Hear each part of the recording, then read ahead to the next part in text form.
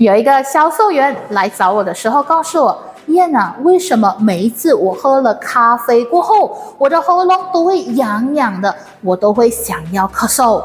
我在我的顾客面前，我一咳，我就很难做我的生意，我应该要怎么办？我不能没有咖啡。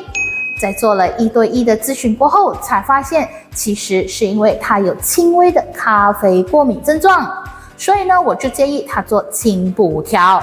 在做了饮食整合的3个月，他告诉我，燕啊，现在这种咖啡过敏的症状我已经越来越少啦。你也面临同样的问题吗？